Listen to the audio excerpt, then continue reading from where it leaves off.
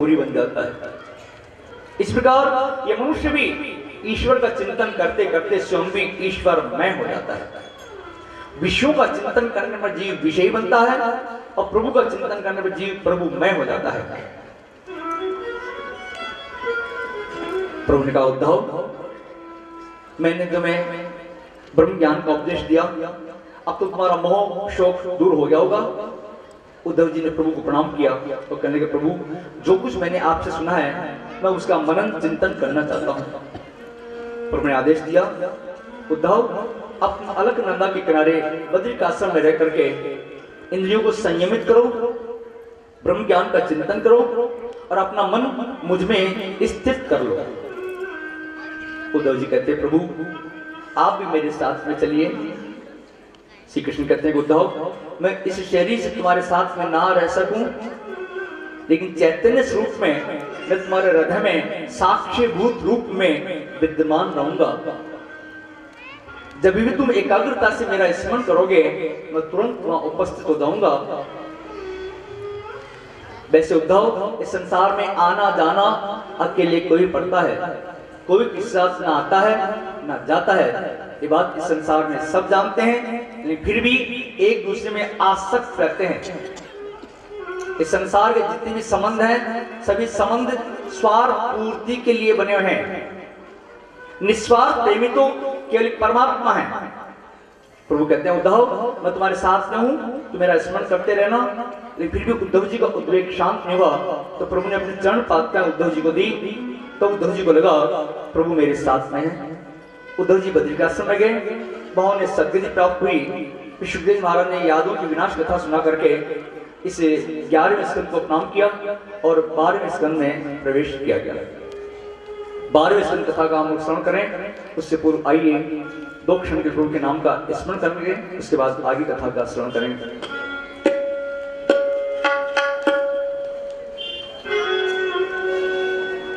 कन्हैया ले चल परली पार,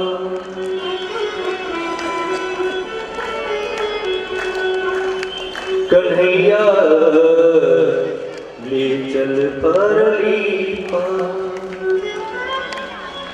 जहां भी राधा रानी, जहां भी राधा रानी, अलबेली सरकार, कन्हैया ले चल परली पार, कन्हैया ले चल परली पार, कन्हैया ले चल परली पार, कन्हैया ले चल परली पार, कन्हैया ले चल परली पार, जहां भी राधा रानी, जहां भी राधा रानी, अलबेली सरकार, कन्हैया ले चल परली पार, कन्हैया ले चल परली पार, ओ कन्हैया ले चल परली पार, ओ नैया ले चल परली पार, कन्हैया ले चल परली पार।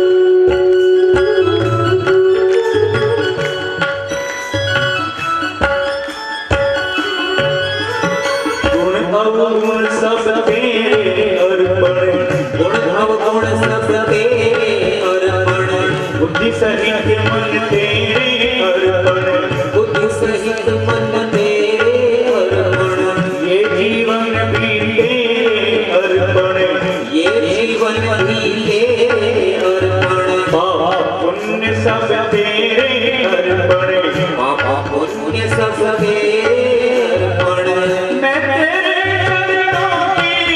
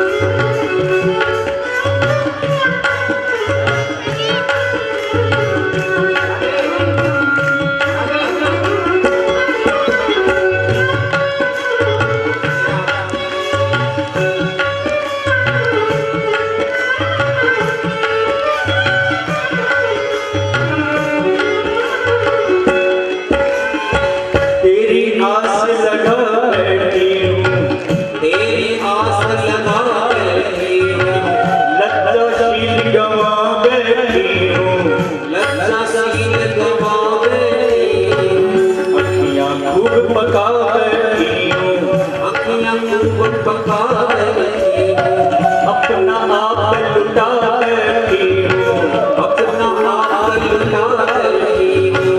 सांवरिया मेरी रागिनी, सांवरिया मेरी रागिनी, सांवरिया मेरी रागिनी, सांवरिया मेरी रागिनी, तू मेरा मनवा कन्हैया चल बरनी माँ, कन्हैया चल बरनी माँ, ओ नैया चल बरनी माँ, कन्हैया चल बरनी माँ।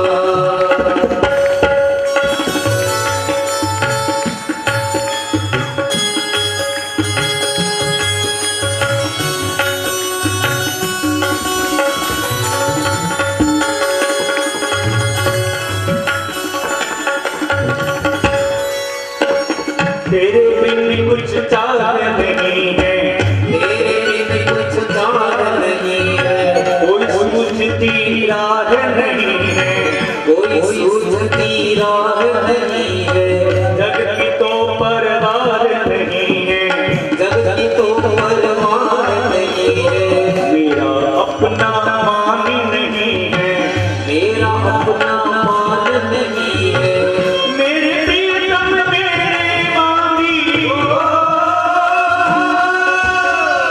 मेरे प्रियतम मेरे मांगी, मेरे प्रियतम मेरे मांगी,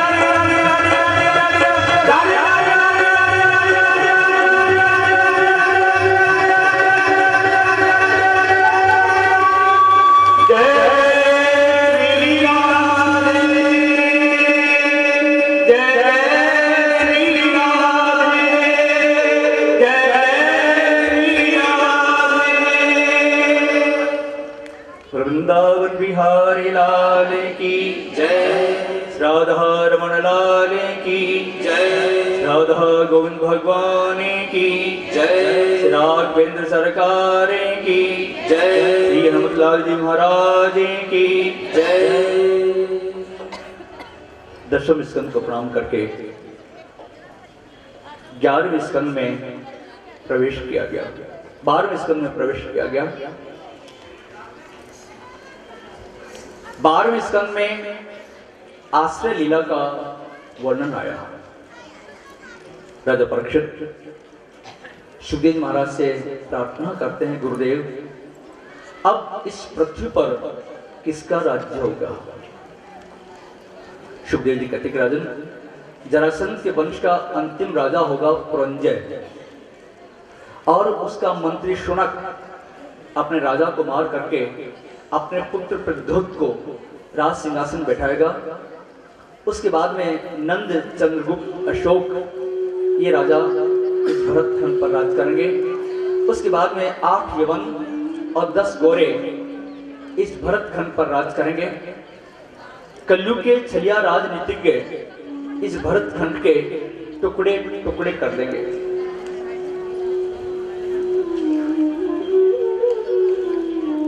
दुष्ट शासक गौ हत्या करवाया गया, आज यही हो रहा है।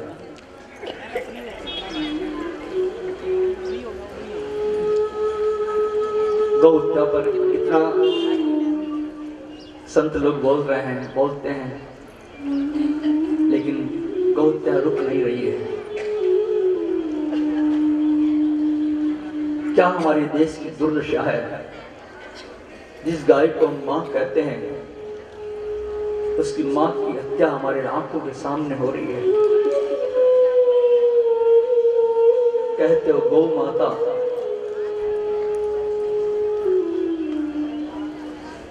हमारे भक्त जो विदेश में रहते हैं वो कहते हैं महाराज जी फॉरेन में तो आपकी इस बात पर हंसी उड़ाते हैं लोग। ये कहते हो ना, आप तुम हिंदुस्तानी कहते गौ माता, हंसी उड़ाते हैं वो कहते हैं हमारी माँ हो ना, तुम ऐसे सड़क पर उसको घूमने नहीं देंगे। तुम उसको माँ कहते हो और माँ को सड़क पर लावारिस छोड़ते हो। क्या माँ को ऐसे सड़क पर छोड़ा जाता है लावारिस? हंसी उड़ाते हैं लोग, कहते गौ माता है, और अपने आंखों के सामने उसकी क्या दुर्दशा हो रही है हम लोग देख रहे हैं। हम हिंदुस्तानियों का ये बहुत बड़ा दुर्भाग्य है इस संबंध में।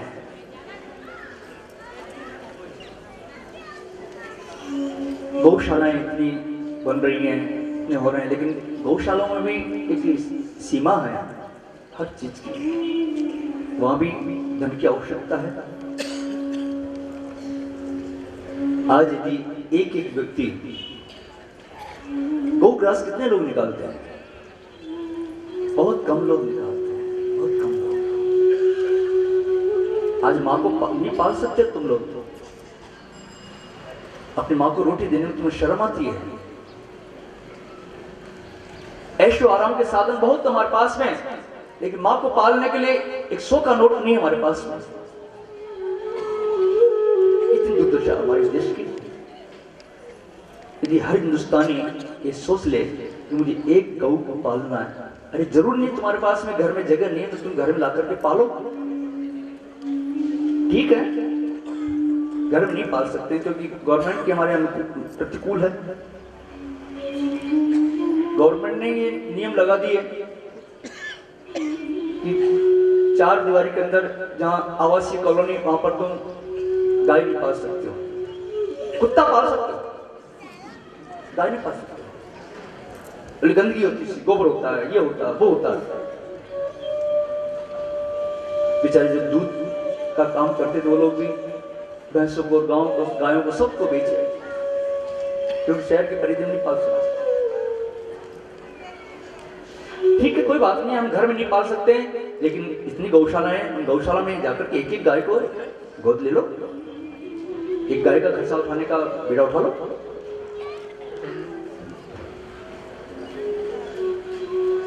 हमारे पथरेड़ा में इतनी जबरदस्त व्यवस्थाएं हो रही है, आप लोग सब जानते हैं।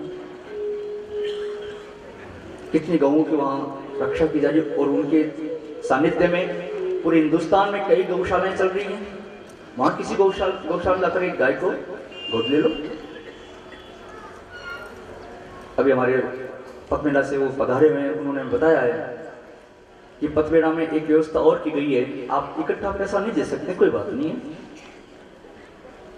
फार्म बाहर काउंटर पे मिल रहे हैं पथमेड़ा के, उनमें आप जो भी आप राशि महीने के महीने दे सकते हो एक गाय के लिए, गौग्रास के लिए।